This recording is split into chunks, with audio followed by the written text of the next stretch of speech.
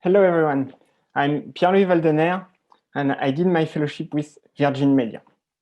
And today, I will try to answer the question, how to use public data to improve customer experience. So, as everyone knows, if Virgin Media is an internet provider, so they provide through their cable various services such as TV, phone lines, or internet connection. But sometimes you can experience connection disruption.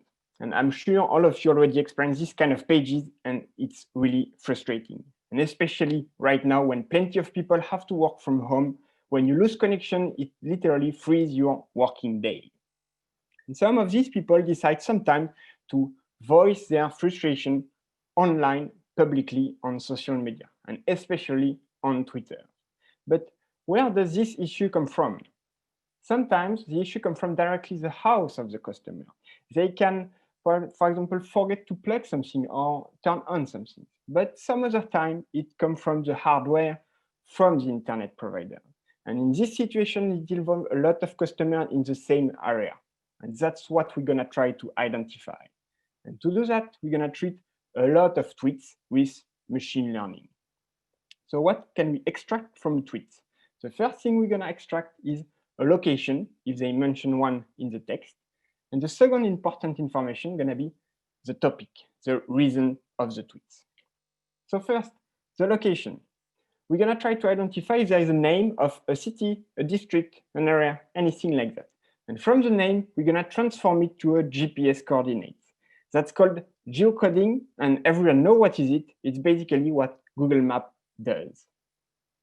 And finally, we can update this kind of map. So that's 1 month of tweets addressed to Virgin Media. And what I want to highlight is the third dimension, which is really important, the time.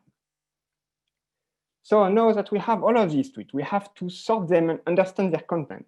And the preliminary thing to do is to classify them, to know if it's a complaint or not. And to do that, we're going to use features such as emoji, hashtags, sentiment analysis, etc., etc. And after being able to classify them, we'll be able to treat only complaints. But in our case, a complaint can have like really correlated topics. People can have phone issues, and some others can have customer service issues, or both at the same time. So we have to guide the algorithm on the issue we want to deal with. So that's called semi-supervised learning. So we can target, for example, people need recurring engineer, people with customer service issues, phone issues, etc., etc. So let's use our algorithm to target internet disruption. So let's go back to our map. So that's all of the tweets we have. And now, if we target only internet disruption, we get all of these tweets.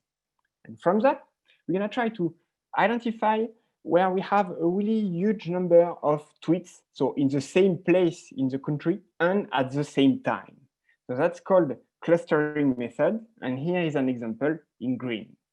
And basically, that's the identification of an internet provider disruption. So here is an example. It's at 6:30 a.m. in Southeast London. Everyone is experiencing a connection disruption. So that's really useful because that can be in real time, and on real time we can notify the technical department if they don't already know that there is an issue. And secondly, we can, since we know more about the issue, we can guide more accurately these customers. And to go even further to guide these customers, we can not only investigate tweets from customers, but also the reply from Virgin Media. And to do that, I implemented an algorithm that learns the correlation between the topic from the customer tweets and the answer from Virgin Media.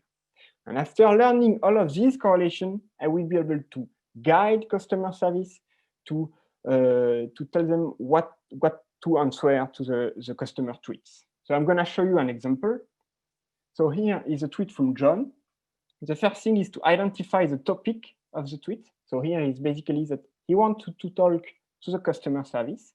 And from the correlation I learned before, I will be able to predict that Virgin Media should advise him to call a specific number or text a specific number. So with this presentation, I show that it's possible to use public data to improve customer experience. And especially in two ways, we can have real-time identification of the service status, and we can also guide more accurately customers when they have an issue. Thank you for listening.